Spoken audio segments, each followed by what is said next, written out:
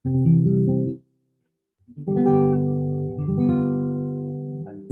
Bapa yang mengasihi, tak kau pandang bentuk dan rupa. Engkau mengasihiku dengan sepenuh hati, tak pernah sama seperti dunia ini. Engkau Bapa yang mengajariku melewati awan yang gelap.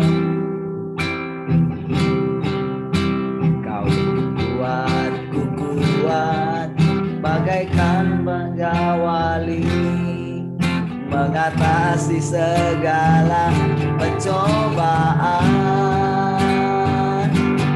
Kau Bapa-Ku yang baik, mengerti bahasa tetesan air mata, tak kau biarkan ku berjalan sendirian. Bapa-Ku yang baik, Kau Bapa-Ku yang baik,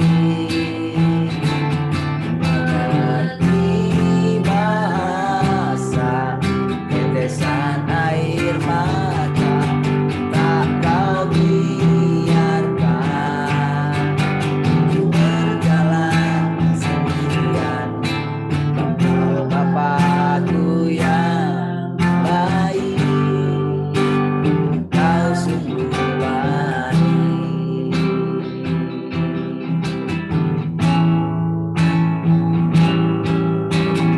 Kau Bapa yang mengasihi, tak kau pandang bentuk dan rupa. Kau mengasihiku dengan sepenuh hati, tak pernah sama seperti dunia ini. Engkau Bapa yang mengajariku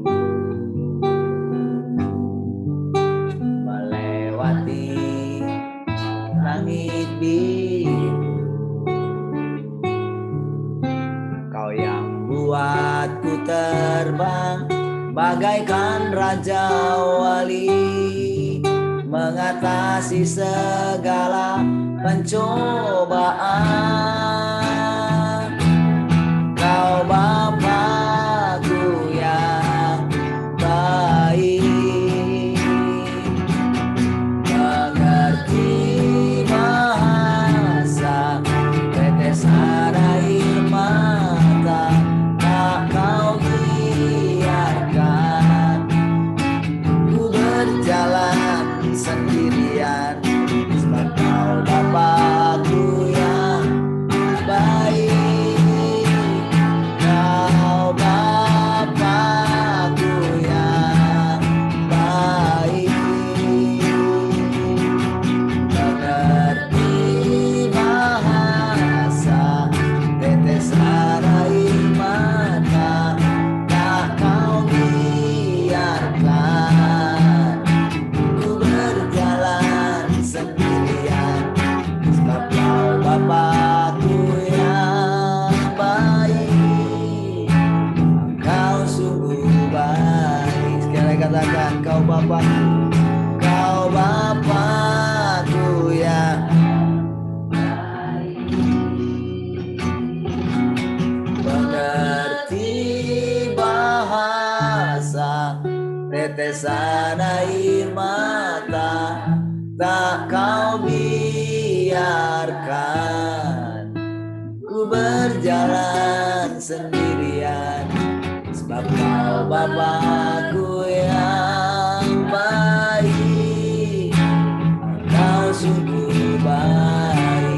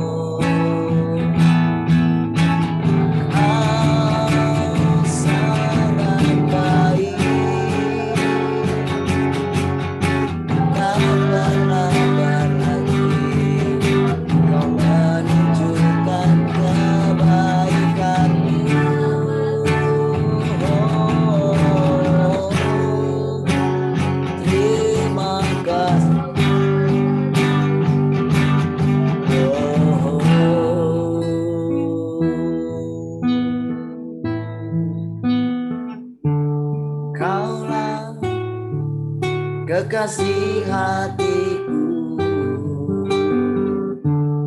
Kaulah harapanku, lebih dari dunia ini, lebih berharga dari emas perak, lebih berharga dari harta dunia. Yesus, Kaulah segalanya.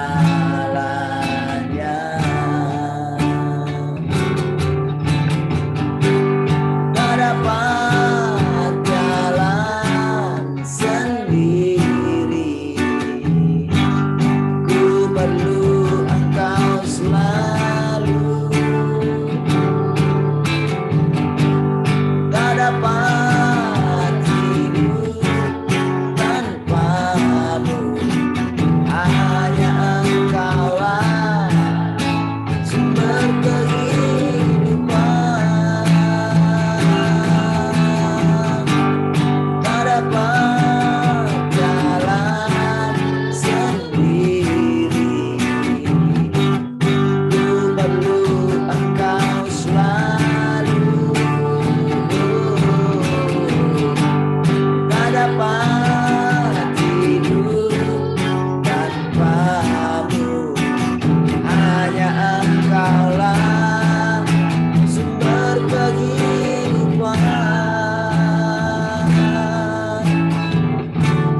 Kaulah kekasih hatiku, oh, Kaulah pengharapanku,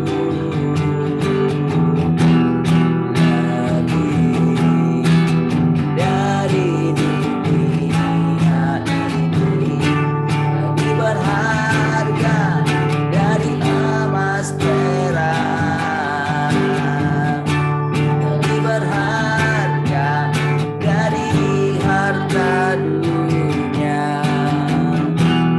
Yesus, Kaulah segalanya.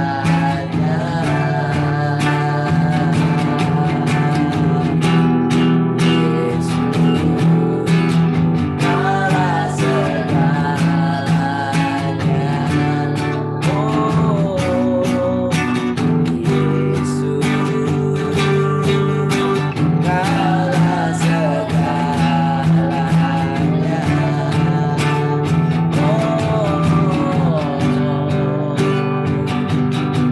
Kaulah segalanya.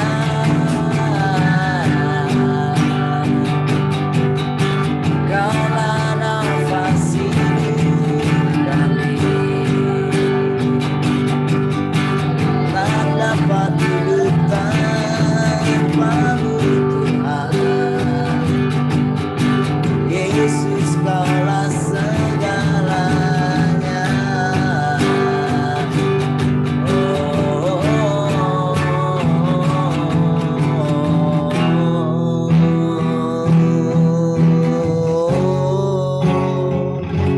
Kaulah segalanya.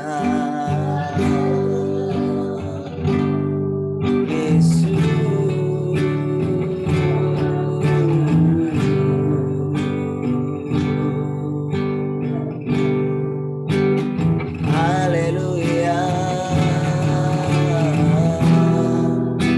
Kau ciptakan kami serupa dan segambar denganmu.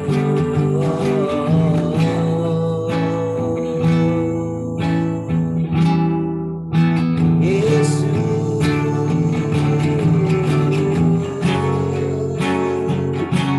haleluya.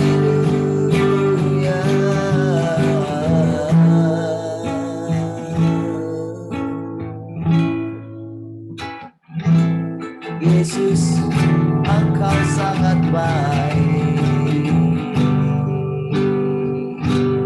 Oh, Yesuslah yang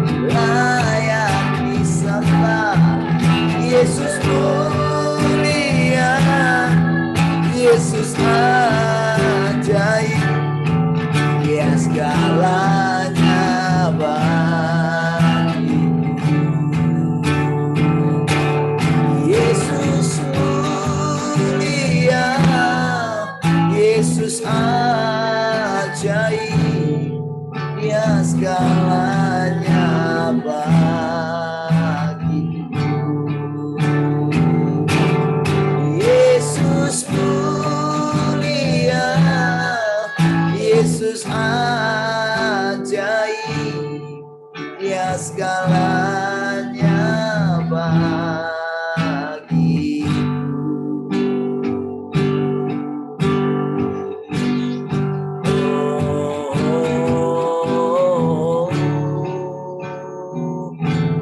Kau segalanya bagi kami.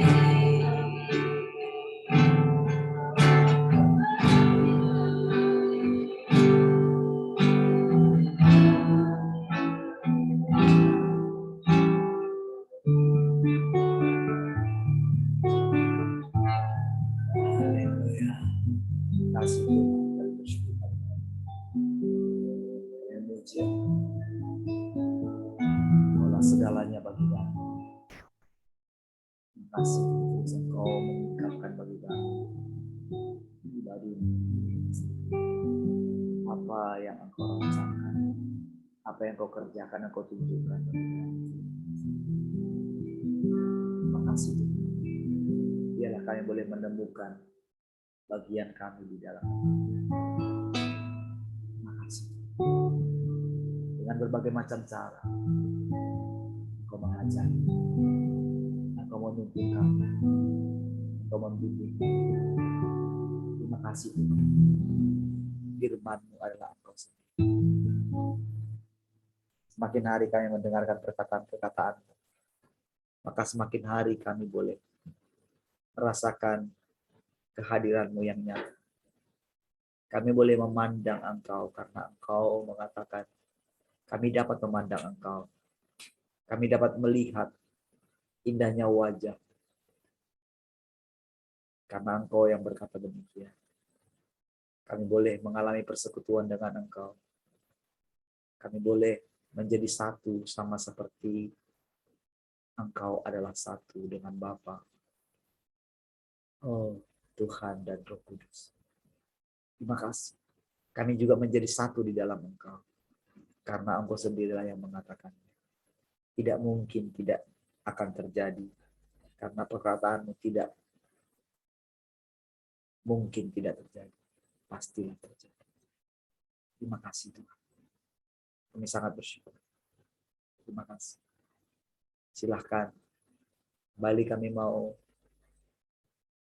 makan kebenaran firman. Makan tubuh.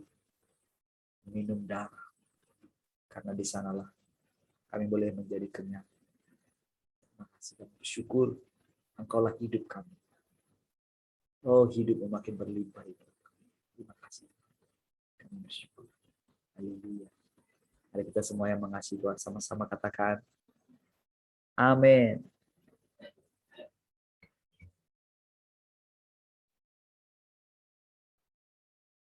Baik. Puji Tuhan, shalom.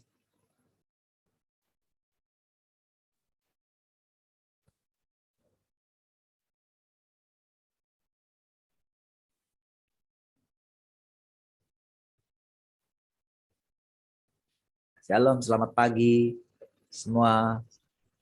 Shalom, selamat pagi. Bagaimana kabarnya pagi ini? Luar biasa.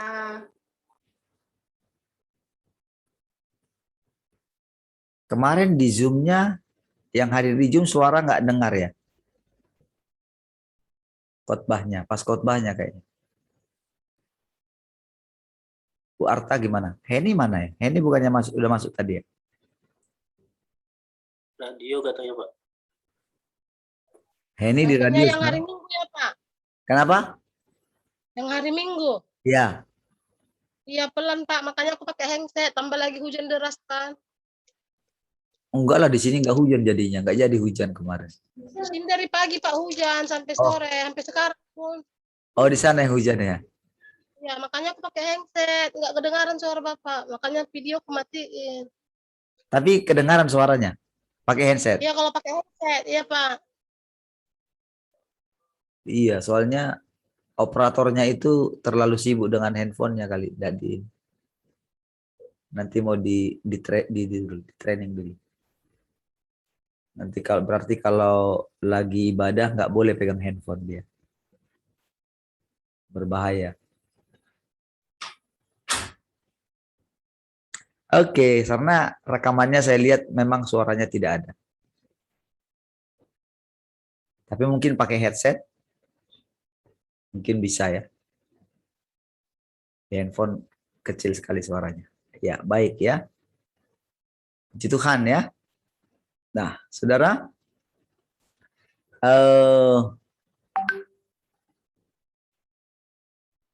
kita baca dulu ya firman-Nya kemarin ya.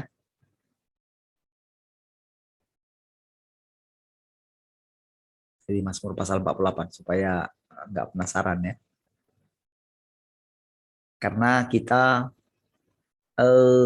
ternyata saudara memang berbagai macam cara saudara Allah itu berbicara gitu. Ada poin-poin yang kalau saudara coba ingat-ingat ya kemana arah pembicaraan Tuhan gitu ya. Kalau kita mau ini ya. Karena kan segala sesuatu itu adalah semua di bawah kendalinya dia. Jadi ketika kita mengatakan bahwa Bapa yang mengajari kita, maka kita terikat dengan perkataan yang kita ucapkan gitu. Jadi sadar atau tidak sadar itu bahwa keadaan umat manusia itu adalah apa yang dia ucapkan gitu. Dan keadaan bumi ini juga sebetulnya apa yang diucapkan oleh manusia gitu. Jadi terjadi pergolakan gitu di dalam. Ya. Terjadi pergolakan di dalam dan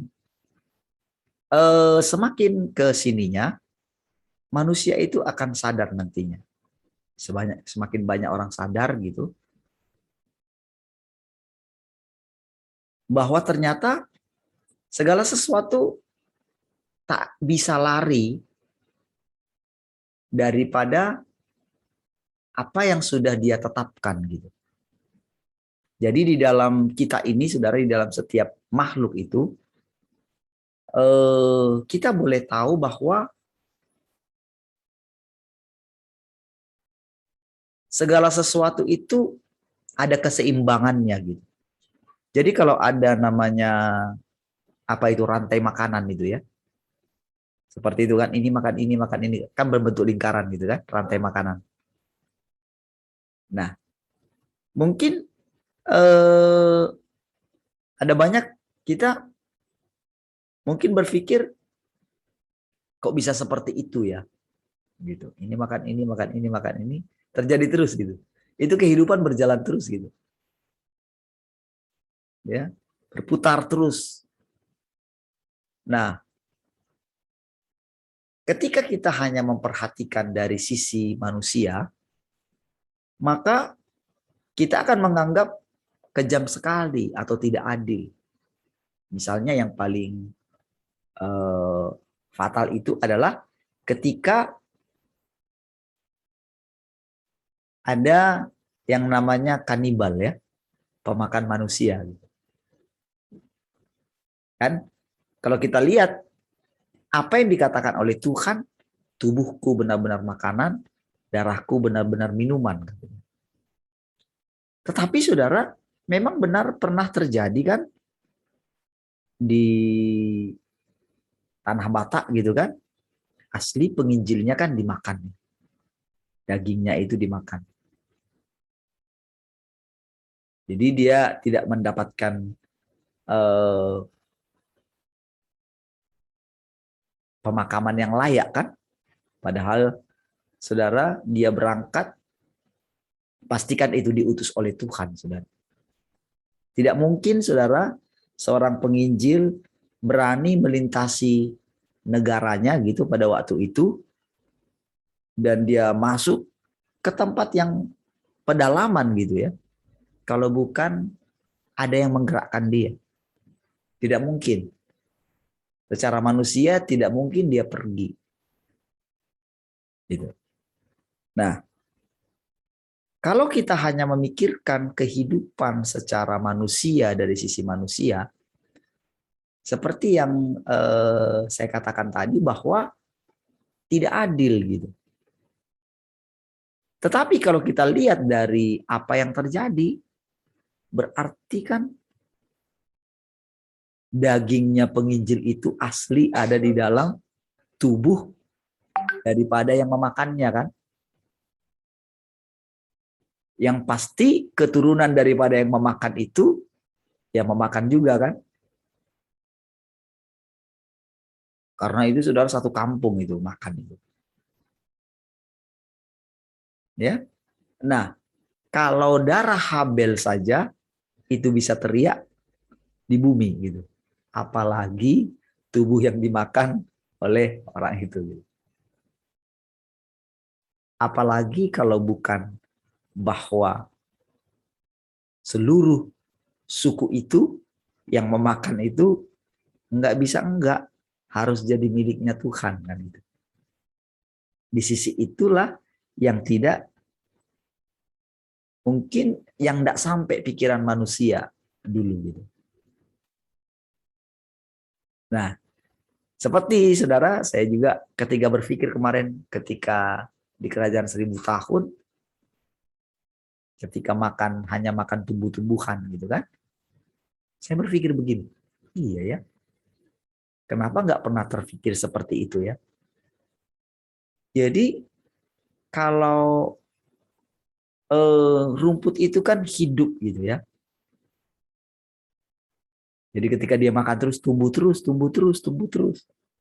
Dan ketika dimakan oleh binatang, jadi hidup itu memberikan kehidupan bagi yang memakannya. Dan pada akhirnya kita akan belajar, kita akan tahu bahwa akan kembali kepada kehidupan yang awal. Yaitu kehidupan dari mendengarkan perkataan demi perkataan. Sehingga makin lama saudara kita akan makin mengerti bahwa maut itu akan ditelan oleh hidup. Jadi ditelan dalam arti memang kita punya gambaran itu kan dimakan. Gitu.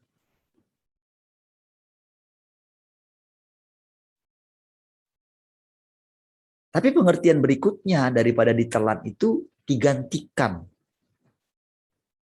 Jadi yang baru setiap hari. Gitu. Jadi nggak ada kematian. Jadi kematian yang dimaksud bukan sekedar kematian jasmani. Tapi kematian apa ya? Kematian perasaan. Gitu kan. Kematian apa lagi? Kematian hal-hal yang tak menyenangkan gitu ya. Jadi saudara dengan kebangkitan Tuhan itu memasuki satu realita yang baru gitu. Nah, kan sebelum Yesus bangkit dari antara orang mati dia sudah bilang, akulah kebangkitan dan hidup. Gitu. Jadi sebetulnya ketika Yesus benar-benar bangkit dari antara orang mati, itu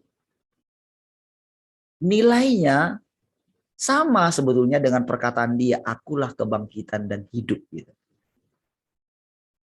Hanya saja itu harus diucapkan di awal. Nah, tetapi ketika dia menghadapi yang sebenarnya, jadi itulah sebetulnya kebangkitannya. Jadi kalau selama ini kita belajar tentang akhir zaman kebangkitan lalu dari tubuh yang ditaburkan katanya tubuh kita ini kan di 1 Korintus pasal berapa itu 15 ya. Yang dibangkitkan adalah tubuh rohani ya. Coba lihat sebentar. Kalau tahu salah. 1 Korintus atau 2 Korintus ya? 2 Korintus kayaknya. Oh enggak. 1 Korintus berarti. 1 Korintus pasal 15. ayat 50.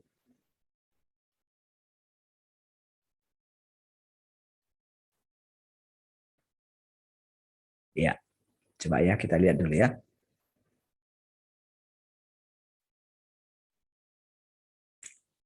Saudara-saudara, inilah yang hendak kukatakan kepada 1 Korintus 15 ayat 50. Yaitu bahwa daging dan darah tidak mendapat bagian dalam kerajaan Allah. Dan bahwa yang binasa tidak mendapat bagian dalam apa yang tidak binasa. Sesungguhnya aku menyatakan kepadamu suatu rahasia. Kita tidak akan mati semuanya, tetapi kita semuanya akan diubah. Jadi perhatikan saudara, dari pernyataan ini, jadi sering sekali ini yang ditonjolkan itu pengangkatan gitu. Padahal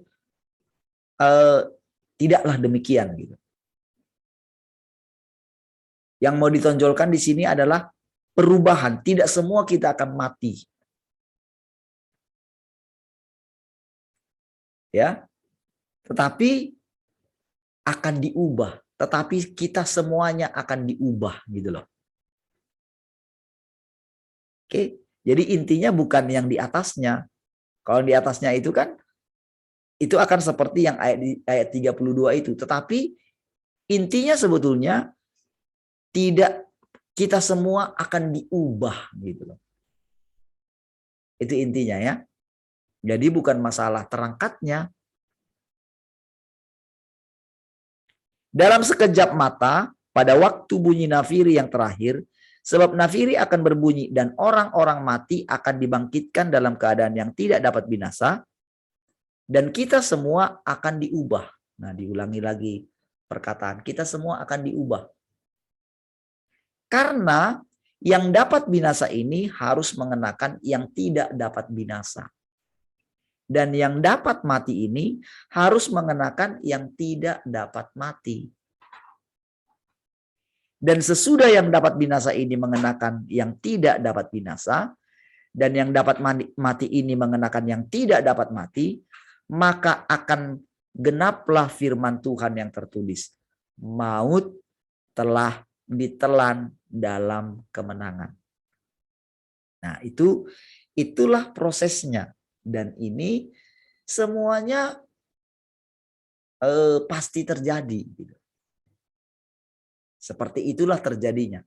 Namun pengertiannya pada saat itu saudara belum bisa diterima, atau ini sifatnya saudara adalah pewahyuan ya yang dia dapat. Tetapi pewahyuan itu sifatnya itu berkembang gitu. Untuk mencapai aslinya. Apa yang dimaksudkan. Sesuai dengan nanti apa yang kita alami. Jadi sama sebetulnya semua mereka ketika menghadapi kematian gitu. Mereka sama seperti yang dialami oleh Yesus. Sebetulnya yang dialami oleh Yakub juga kan begitu.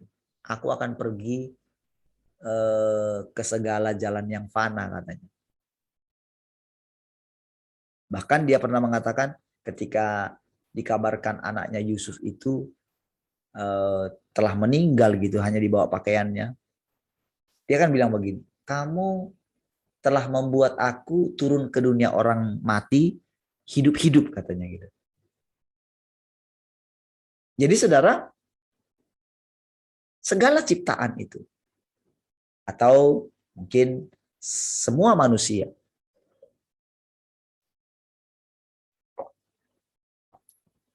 akan mulai menyadari, akan mulai merenungkan saudara.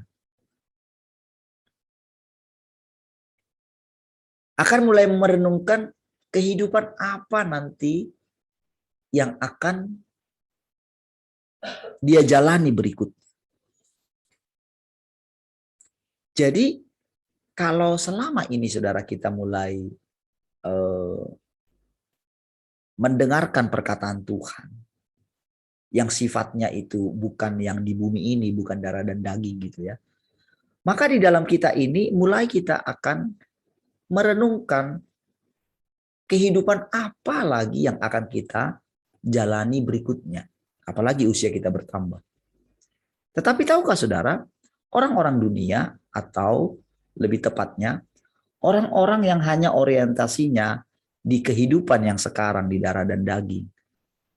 Nanti ketika usia mereka lanjut terus itu tidak bisa memikirkan kehidupan yang akan datang. Dan akan banyak yang akan mengalami boleh dikatakan stres gitu. Karena apa? Karena nggak bisa memikirkan apa-apa kebahagiaan di masa depan. Jadi sebetulnya lebih tepatnya kita katakan, orang ini mengalami sebetulnya kehidupan yang sudah berhenti sebetulnya. Jadi nggak bisa lagi melihat atau nggak bisa punya pengharapan lagi ke depan. Apalagi kalau misalnya kekuatannya sudah berkurang kan seiring dengan usia gitu. Kalau dulu masih 18, 20 itu kan punya masa depan gitu. Dan ada batasan-batasan umur. Kalau kita kerja kan 25, 30, 35 mana diterima lagi di perusahaan kalau misalnya melamar di usia sekian gitu. Apalagi kalau misalnya 50 naik ke 60 gitu. Gimana? Lalu menghadapi namanya pensiun.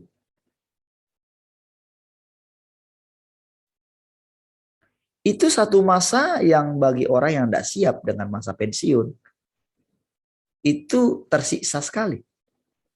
Makanya orang-orang yang tidak siap menghadapi pensiun gitu, itu stres gitu. Apalagi kalau misalnya dia itu kerja di tempat pekerjaan yang memang tidak berhubungan dengan dunia luar gitu, atau dia di situ saja gitu. Jadi misalnya keahliannya di situ. Kalau misalnya dia guru, seperti itu saja.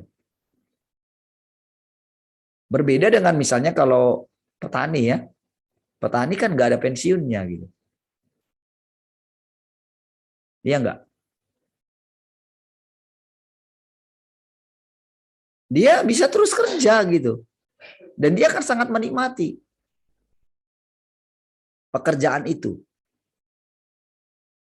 Makanya ketika mama saya nggak jualan lagi ya karena sudah nggak sanggup lagi, harus pergi, harus ngambil barang. Itu di usianya udah berapa ya? 60-an ya.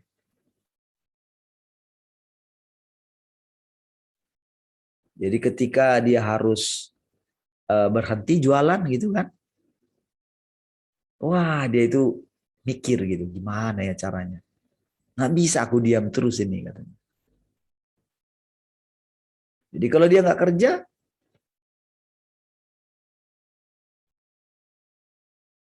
maka dia akan, wah, dia merasa pasti tubuhnya akan sakit gitu. Itulah yang dilakukan oleh orang-orang yang tidak bisa menikmati hidupnya Tuhan. Dia akan melakukan gitu. Bagaimana supaya ini? Nah, tetapi kalau kita bisa terus mendengarkan perkataan Tuhan, saudara, maka di dalam kita ini, saudara, akan terjadi peremajaan. Gitu.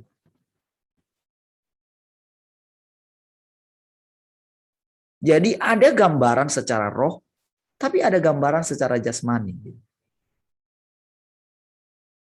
Peremajaan daripada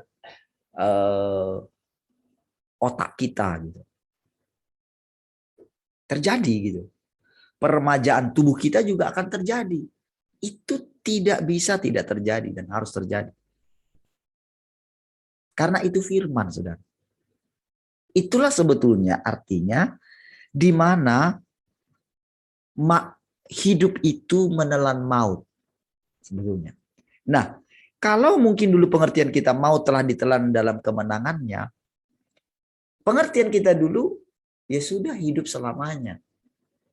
Tetapi prosesnya itu atau pada kenyataannya kita belum paham betul prosesnya. Mungkin kita berpikir begini, ketika kita mendengarkan perkataan mungkin sama gitu, atau rasanya kok di sini-sini ya, kok kenapa dibalik. Kemarin misalnya kita mengalami firman yang mungkin menegangkan gitu. Apalagi ketika kita memahami firmannya itu karena dari sisi kita gitu. Yang ke pedang, ke pedanglah. Yang ke maut, ke mautlah. Itu firman.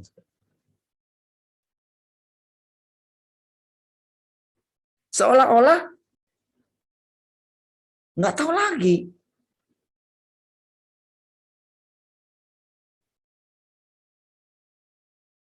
Lalu di sisi lain dia mengatakan, aku tahu kekuatanmu tidak seberapa. Namun engkau tekun menantikan aku. Maka aku akan melindungi engkau dari pencobaan yang akan datang melanda seluruh dunia. Saudara, ketika pandangan orang hanya ke masa penganiayaan, masa tribulasi gitu ya, maka orang itu akan menganggap ayat itu seolah-olah begini. Kita bisa terhindar dari apa yang dari segala penderitaan gitu.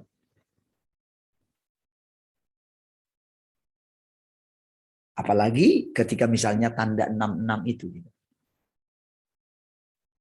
Jadi ketika orang hanya fokus kepada tanda itu, saudara, mereka akan berusaha menghindari tanda itu.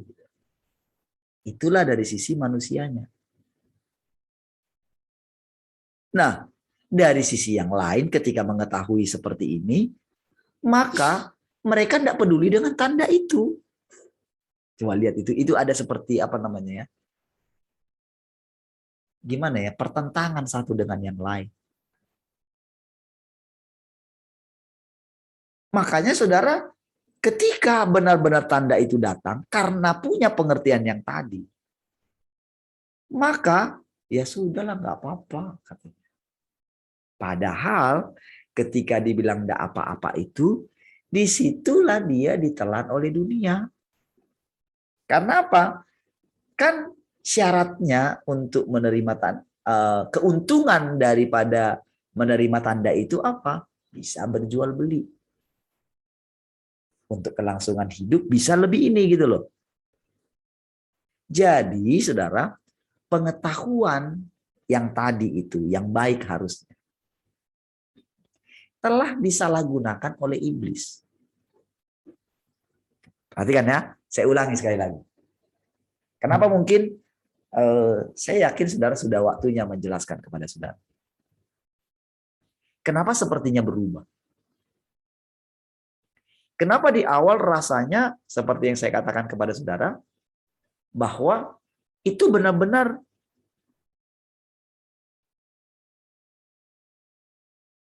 satu keputusan ketika mulai ada ke situ gitu ya. Pokoknya harus menerima ini karena tadinya belum dipaksa. Tapi adalah usaha daripada manusia ingin menghindari wabah ini, kan gitu ceritanya. Dan semua media sosial kan dipenuhi dengan berita-berita. Itu terjadi pada waktu saudara lihat di media sosial, itu terjadi perang itu.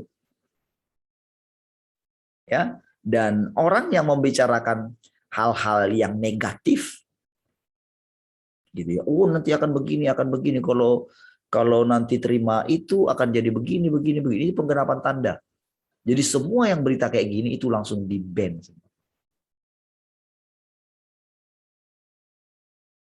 Ya. Dan ketika waktu berjalan terus, kita boleh melihat ada sesuatu yang nggak apa-apa, biasa tuh nampaknya. Nah, jadi saudara,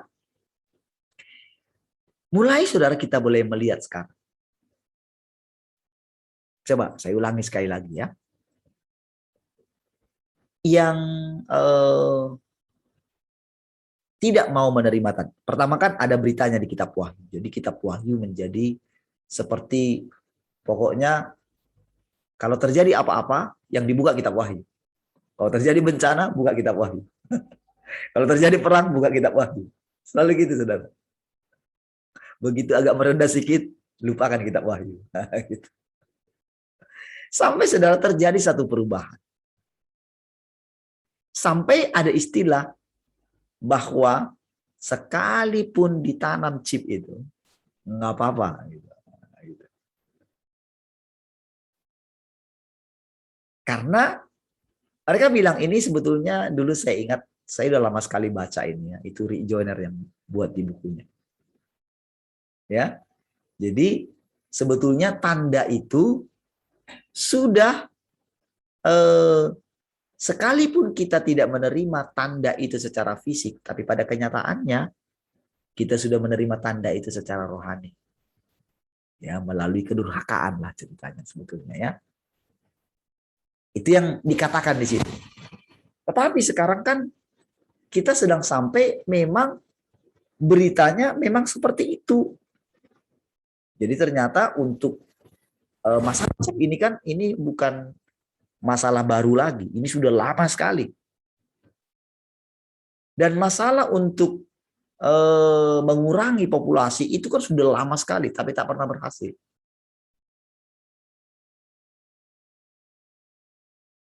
Jadi saudara, kalau kita melihat sebetulnya manusia ini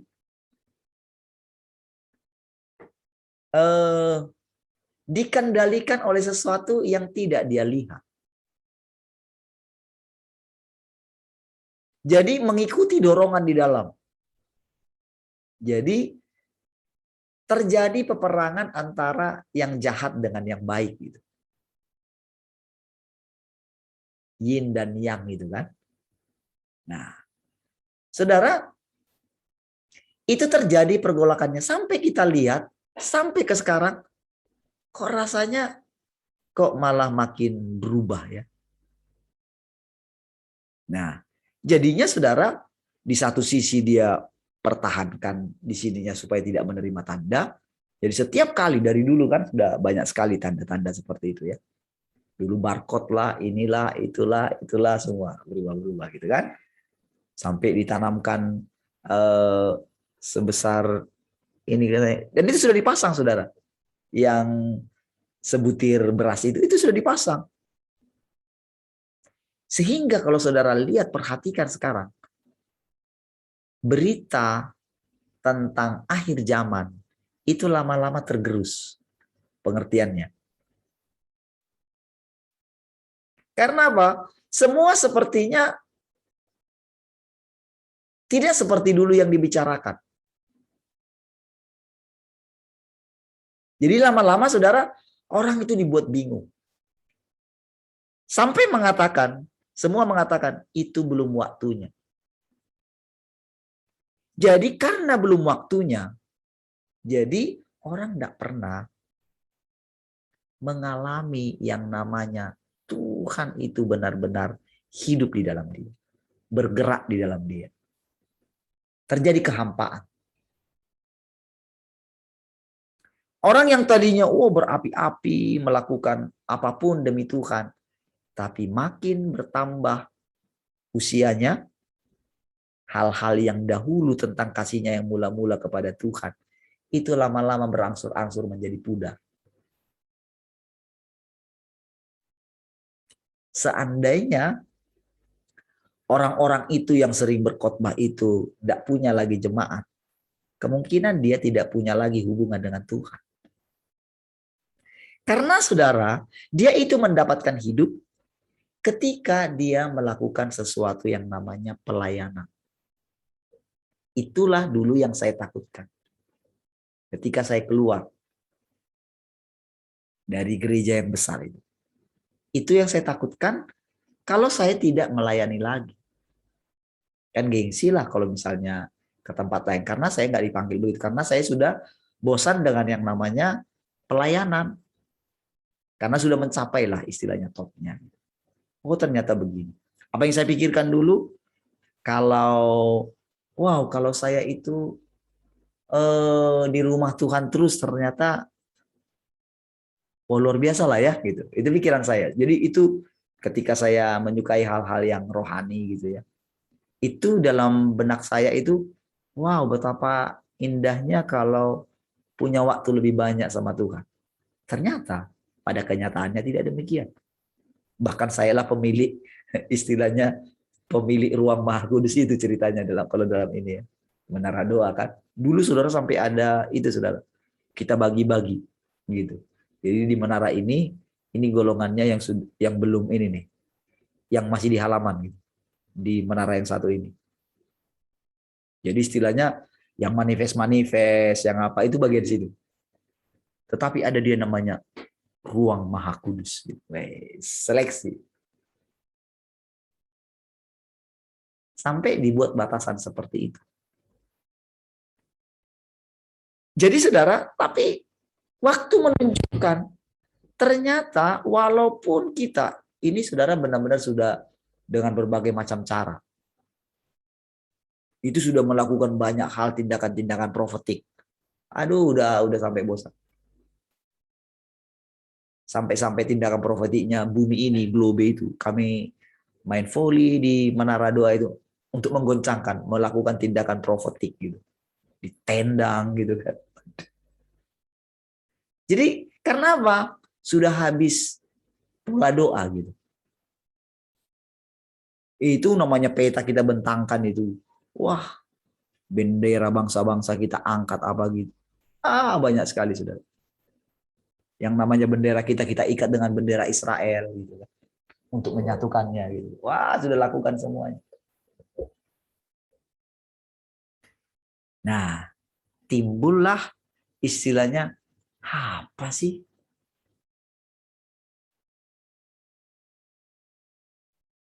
Apa memang keadaan rohani seperti ini ya? Nah, saudara, itulah sebetulnya juga yang sedang dialami oleh manusia. Ya, ketika dibuat mengalami segala sesuatu, sampai akhirnya mungkin banyak orang akan berpikir, ya sudahlah. Ternyata begini. Makanya ketika Salomo itu dia menemukan ternyata semua sia-sia. Tetapi saudara, manusia memang kodratnya demikian. Sebelum dia capai apa yang dia inginnya, dia tidak akan pernah berhenti. Dia akan terus mencarinya sampai begini. Sampai ketika usianya mencapai usia tertentu. Disitulah dia baru begini. Aduh. Dia kehilangan hubungan dengan anak-anaknya. Kehilangan hubungan dengan orang lain. Kehilangan hubungan dengan orang tua. Kehilangan hubungan dengan teman-teman yang lain. Pada waktu apa? Pada waktu kita itu sampai di usia tertentu. Jadi saudara, waktu kita mendapatkan sesuatu yang benar-benar dari Tuhan, selalu ada unsur seperti itu. Waktu kita mendapatkan sesuatu yang benar-benar, walaupun kita itu rasanya sudah benar-benar dapat dalam hatinya Allah. Entah apapun itu, saudara. Mau dapatkan kuasanya kah? Mau dapatkan kemuliaannya kah? Mau dibawa ke langit ketiga? Mau saudara merasakan tiap hari rasanya saudara itu merasakan Tuhan yang sangat dekat sekalipun. Seperti mungkin yang kita rindu-rindukan selama kita hidup. Kan selalu demikian ya. Dalam perjalanan rohani kita kan. pasti pengen sekali mengalami Tuhan yang lebih banyak. Tapi tahukah saudara? Walaupun kita merasakan semua itu, tetap kita pasti mengalami sesuatu ada yang kurang.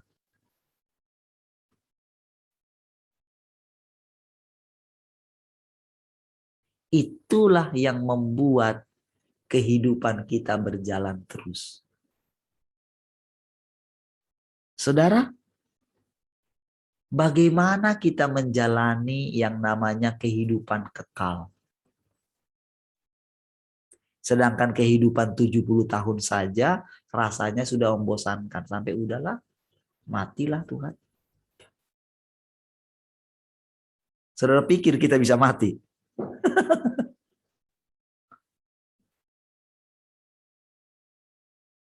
Mati lalu hilang, sudahlah. Banyak orang berpikir begitu. Lebih baiklah saya tidak dilahirkan. Itulah yang dialami oleh Ayub. Apakah bisa?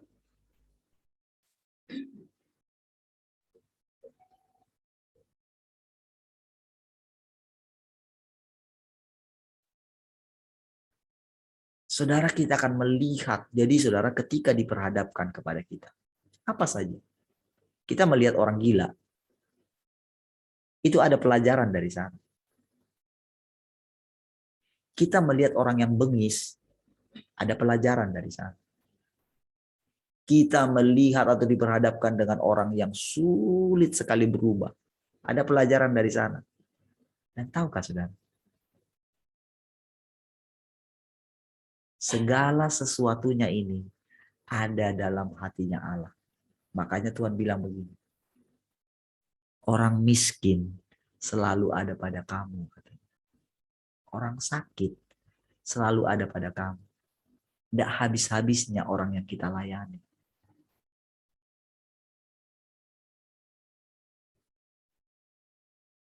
Dulu ketika kita mendapatkan banyak hal tentang bagaimana pelayanan di alam roh, wah rasanya saudara, kitalah segalanya.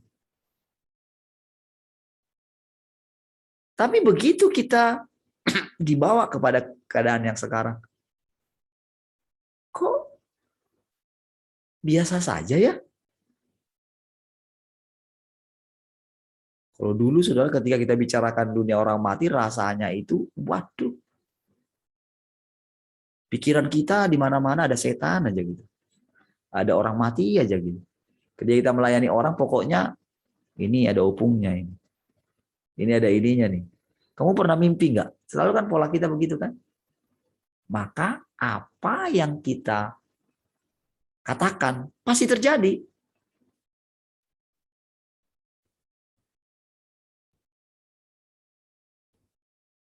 Jadi seolah-olah semuanya ternyata semua pelajaran aja ya. Ketika sekarang saya bilang begini. Jadi apakah roh orang mati itu tidak ada jadinya? Ada tetap. Jadi sekarang mereka ada di mana? Kalau saya bilang ada di dalam saudara, itu benar. Tapi kenapa tidak terjadi lagi apa yang dulu yang sakit? Itu kan najis segala macam. Oh, beda saudara. Pengertiannya beda.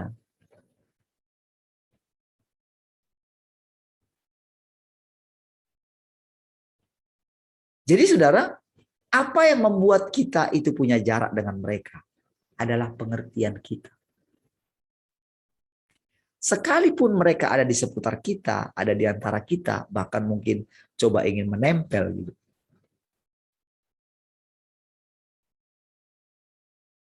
Itu adalah karena kita itu,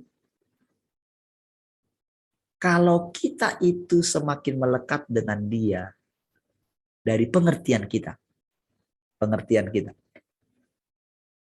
maka saudara, kesadaran kita ada di mana, itulah yang membuat kita punya jarak dengan mereka.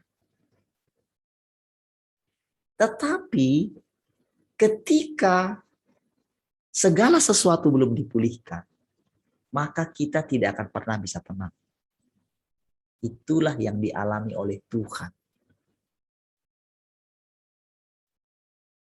Jadi jangan kita berpikir begini, oh Tuhan sudah, oh santai saja. Tidak bisa dia.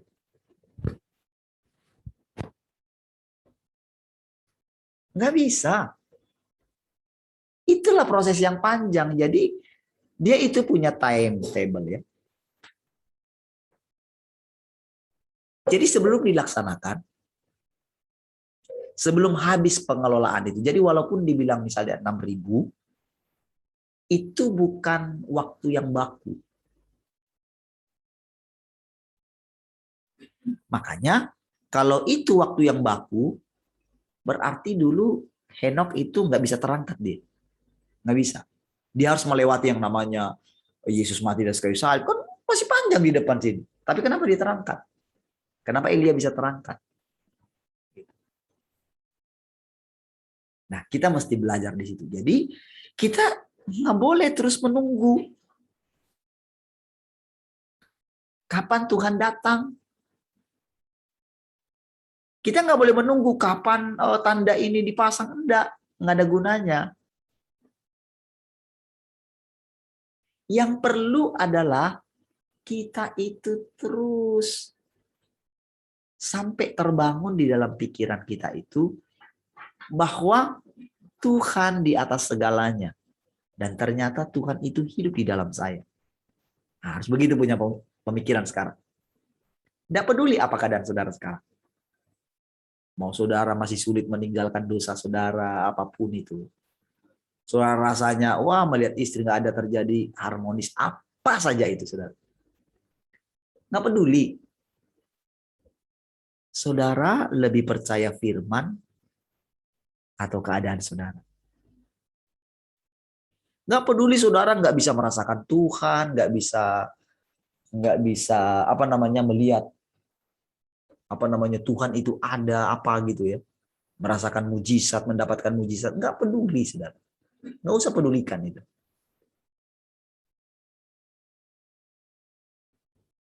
Rasanya, waduh hari ini kadang dengan seperti ini kan saya kan cenderungnya jadi begini.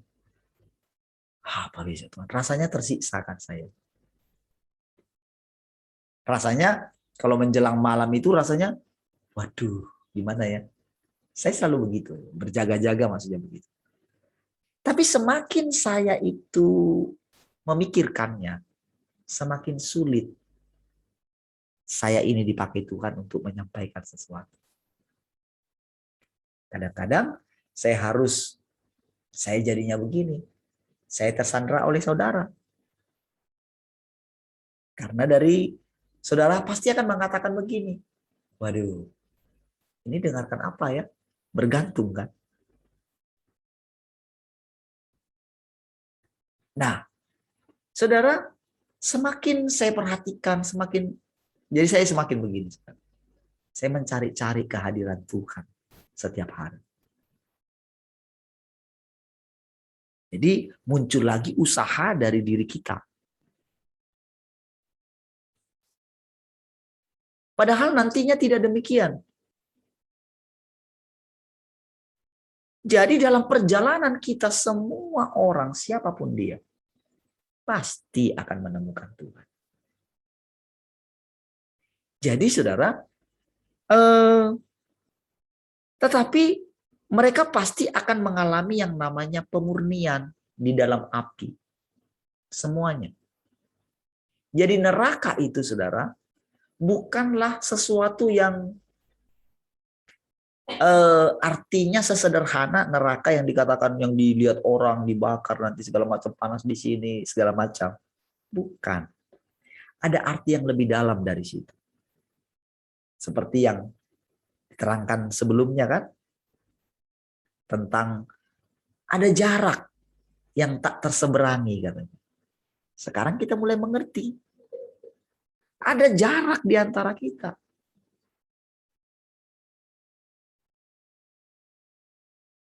Sehingga saudara, itu juga yang membuat kita itu juga ada jarak. Padahal targetnya Tuhan dengan kita tidak ada jarak loh. Kita di dalam dia, dia di dalam kita. Itu sudah disebutkan oleh Tuhan sejak awal dan itu sudah didoakan. Mungkinkah doa Tuhan itu tidak terjawab? Mungkinkah? Tak mungkin kan? Tak mungkin ya?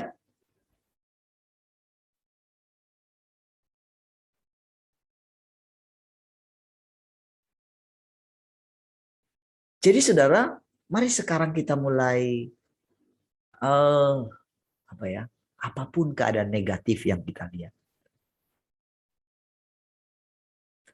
Saudara, bukan berarti jadinya kita itu ya sudahlah, bukan. Bukan begitu maksudnya. Karena kalau seperti itu ya kita sudah mati. Nggak hidup lagi. Berarti kita hanya pasif menunggu Tuhan. Nggak begitu juga. Tetapi ada namanya perjalanan. Itulah perjalanan menuju kekekalan.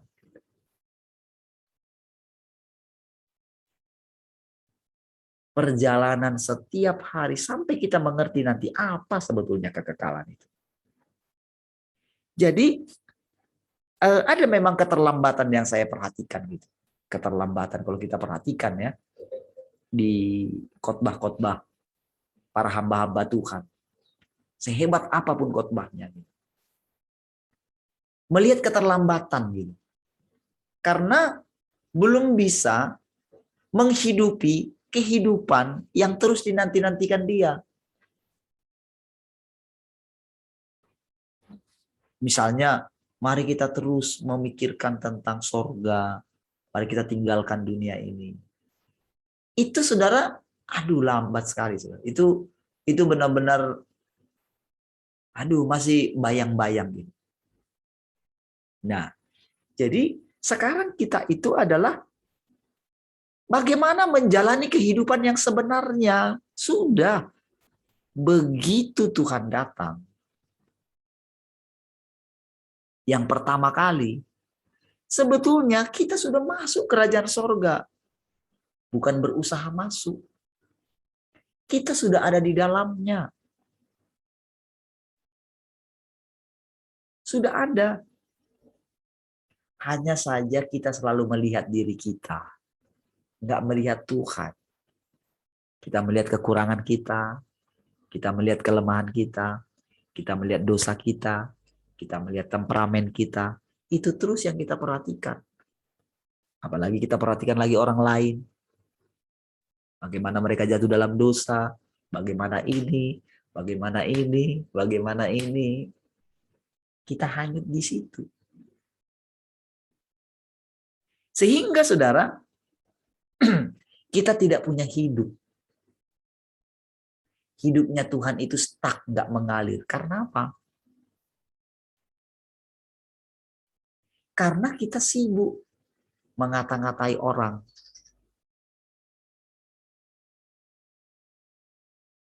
Selalu, saudara, kalau kita mendapatkan sesuatu yang baru dari Tuhan, pasti, saudara, natur manusia lama kita itu muncul. Sekalipun awalnya tidak kita sadari.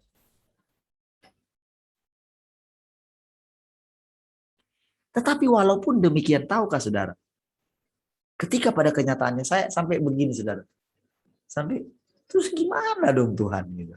Bingung berkali-kali. Karena apa? Semua yang dikatakan dalam firman-Nya kayaknya kena semua saya. Gitu. Ketika apa yang saya katakan tentang orang, kena juga kepada saya. Apa ya Tuhan? Sampai di situ yang saya katakan. Udahlah Tuhan. Udah lebih baik aja lah, matilah. Enggak, itulah omongan orang yang enggak ngerti. Dia pikir dia bisa mati hilang selamanya. Tidak. Ada waktunya memang nanti. Enggak diizinkan lagi, habislah sudah. Tapi itu perjalanan yang panjang. Ya. Jadi ternyata semua nanti yang dia capai tentang ini semua bukan nanti. kita sudah bisa alami. Tentang dia datang di awan-awan permai, kita datang bersama-sama dengan dia. Itu bukan waktu yang lama.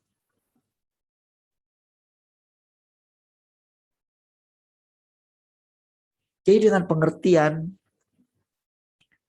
ketika kemarin saya bikin begini, kenapa nanti ya kehidupan, di kehidupan yang akan datang 1000 tahun, kenapa kok bisa jadi singa berteman dengan anak-anak juga, kayak bawa anjing gitu kan di taman gitu. Kenapa kok bisa ya? Anak-anak main di sarangnya ular tedung katanya. Kenapa kok bisa ya? Lalu para pawang membuat itu kan, menjinakkan binatang liar kan, karena ada ayatnya. Lalu mereka bermain-main dengan ular kan. Apakah itu yang diharapkan? Bukan. Itu adalah janji yang pasti terjadi. Cuman kita nggak bisa buat memaksakan itu terjadi. Itu sebabnya banyak juga pawang yang dimakan oleh binatang yang dia jinakkan gitu loh.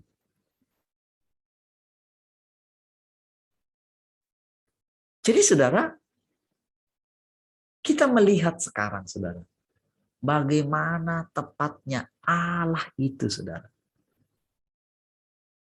Benar-benar hidup di dalam saudara. Sekali kita makan perjamuan, waktu kita katakan, ini adalah tubuhmu, ini adalah darahmu. Tahu nggak? Kita terikat dengan perjanjian. Artinya apa? Itu sedang mengatakan hidupnya Tuhan mengalir dalam kita. Apa yang saudara alami? Itu persis seperti yang dialami oleh Tuhan. Saudara,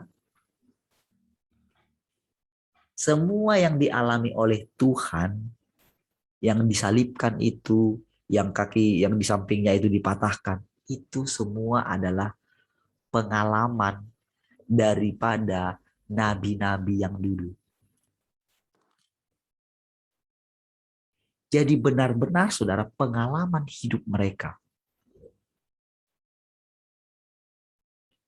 Ternyata itu ketika Tuhan bilang, roh Tuhan ada padaku. Ketika dia bilang itu, ayat ini tepat dikenapi sekarang.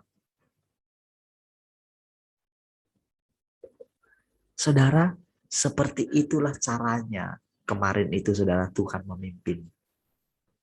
Kalau saya katakan, saya berarti kita ya. Coba saudara ingat dulu.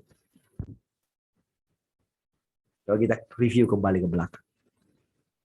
46 tahun. Itu kan usia saya. Ya kan? Makanya saya heran, kok tepat semua. Semua yang terjadi, ingat nggak peristiwa-peristiwa itu? Seikat kembang merah itu ingat nggak? Waktu saya memberikan bunga terhadap istri saya, ingat nggak? Waktu kita pakai pesta, ingat nggak? Rasanya waktu itu saudara, dia itu sedang mengajarkan sesuatu. Waktu saya merenungkan Wahyu pasal 12 itu, wow rasanya saudara, tepat sekali.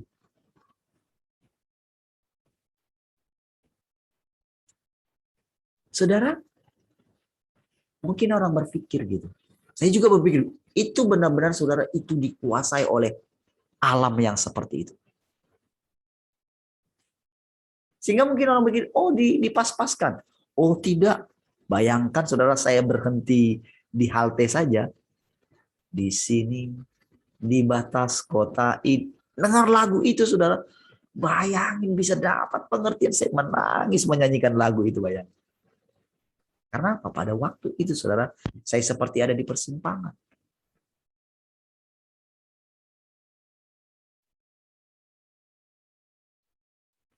Itu nyata sekali saudara, benar-benar saudara.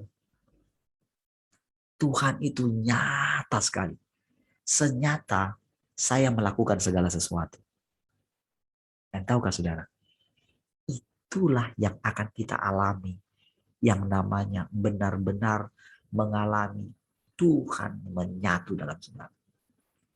Soalnya lama-lama pikiran kita ini jadi begini, saudara. Seperti karena kita itu seperti apa ya? Kita itu seperti di brainwash gitu. Apa yang dulu sulit kita terima, jadi mudah kita terima. Jadi tepatnya semua peristiwa yang dikatakan itu tepat kita alami. Jadi saudara, kita itu nggak bisa mungkiri. Seperti yang saya katakan kemarin, tepat ketika binatang itu memakan rumput itu. Bayangkan rumput itu hidup di dalam binatang itu. Ya.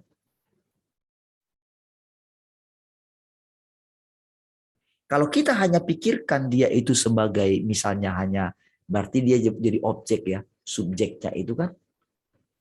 Subjeknya itu yang memakan. Objeknya itu objek penderita yang dimakan. Tetapi yang dimakan, memakan yang memakan. Ya, seperti itu jadinya, saudara. Itulah perkataan Tuhan yang kita makan. Kita memakan yang memakan kita. Nah, itulah Tuhan. Itulah firman Tuhan sekarang. Jadi semua pengertian kita yang lama, begitu kita menerima step demi step.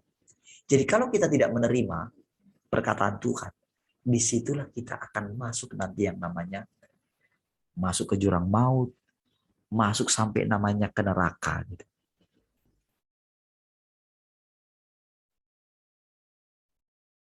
Sampai capek, saudara. Capeknya gini, aduh, kalau kita melihat ada orang gila gitu. Kenapa saudara Nebukadnezar itu sampai gila 7 tahun? Sampai dia makan rumput, hilang ingatannya. Dan setelah itu kembali ingatannya. Itu satu pelajaran orang yang menyombongkan diri. Nebukadnezar itu kan orang kafir kan. Yang nggak mengenal Tuhan kan. Tapi dibuat itu menjadi satu pelajaran. Jadi saudara, tak ada gunanya kita memberontak. Yang ada adalah begini. Peganglah apa yang ada padamu. Jadi saudara, begitu kita itu memegang apa yang ada. Misalnya dengan sekarang, saudara mendapatkan pengertian, saudara tidak disuntik. Nggak boleh saudara dengan pernyataan kayak gini, oh kayak gitu ya, oh nggak apa-apa, disuntik gitu. Kena deh, kena perangkap. Kan lama, walaupun memang bisa dikeluarkan, tapi saudara ada sesuatu yang saudara harus bayar.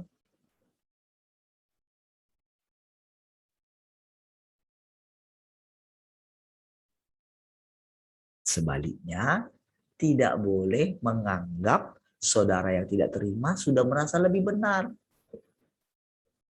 Karena ada hal yang lain sebetulnya dari dunia ini, saudara,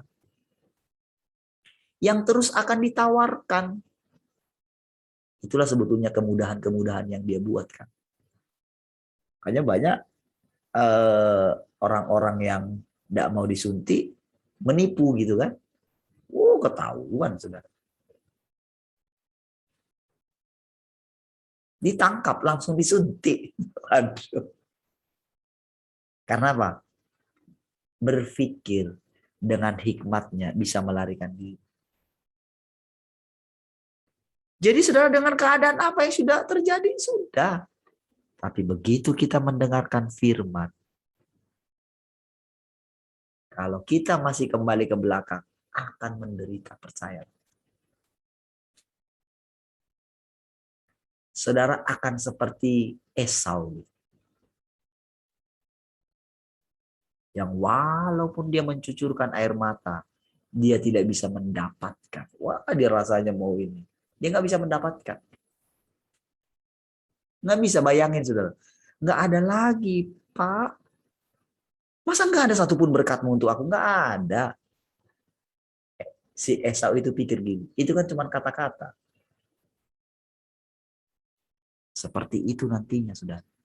Penderitaan. Dia mencoba begini. Harusnya kan begini. Harusnya dia bisanya bilang sama Yakub.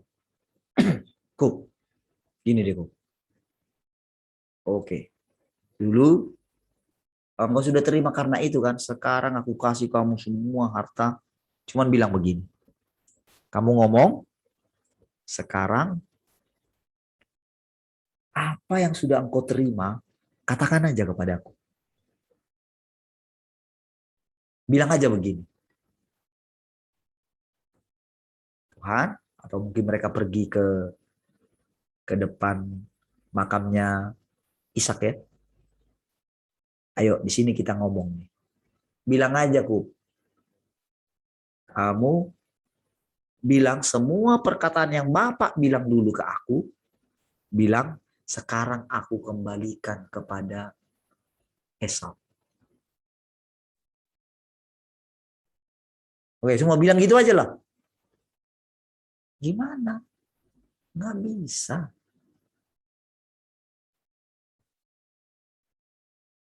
Saudara, Tuhan sengaja memberkati Esau. Supaya Esau tidak lagi berikhtiar membunuh Yakub. Lihat itu, saudara. Tapi tahukah, saudara? Apakah Yakub itu jadi kayaknya adem ayem gitu? Enggak. Coba lihat penderitaan yang dialami. Ketika dibilang anaknya itu mati. Saudara bisa bayangkan penderitaan yang dialami oleh Yakub. Anak yang dia kasih, yang dibangga-banggakan. Saudara, semakin kita mengenal dia, semakin kita bersekutu dengan dia, kita tahu sekarang ini, saudara. Maka, saudara, kita akan diberikan bebannya. Jadi ketika kita menjalani kehidupan, mungkin sulit. Saudara, kita benar-benar tidak bisa jadi murung. Jadi ketika kita menghadapi itu, karena begini nantinya, saudara. Ketika saudara murung, ketika saudara marah, maka tahukah saudara, keseimbangan alam ini berubah.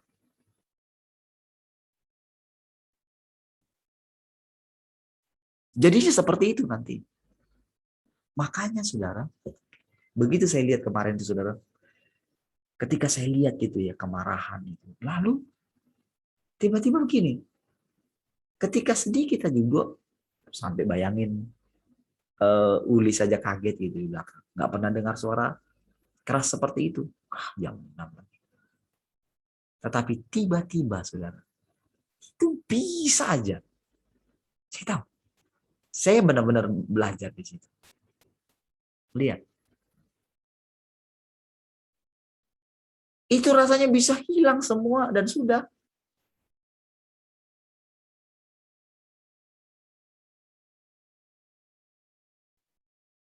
Tenang setenang-tenangnya, saudara. Sampai ketika ponakan saya WA saya, tulang saya sudah sampai ya. Itu emoji yang pertama saya kasih, itu emoji ketawa. Gitu. Dah, jangan menangis lagi ya.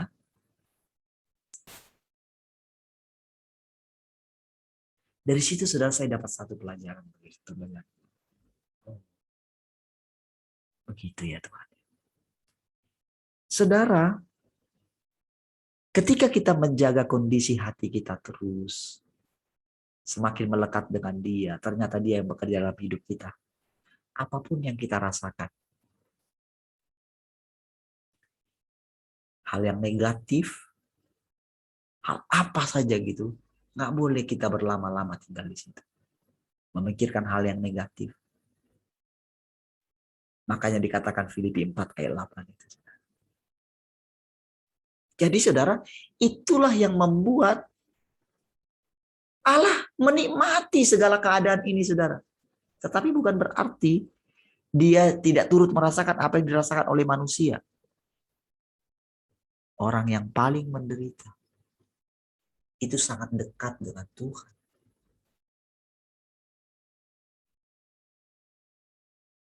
Tetapi saudara, ketika dia datang, dia tidak mau menolong orang itu. Tujuannya apa saudara? Supaya orang yang menderita itu benar-benar mengalami yang terbaik daripada dia. Karena justru orang yang paling menderitalah, berbahagialah orang yang berduka cita katanya. Saudara, ada banyak saudara kehidupan yang akan kita lewati ya. Pelajaran yang kita lewati lewat kita bersekutu seperti itu. Saya berdoa saudara semakin merenungkan hidup saudara sehingga saudara bisa berbagi nanti di sini ya. Kita bergantian. Baik, sudah selesai ya.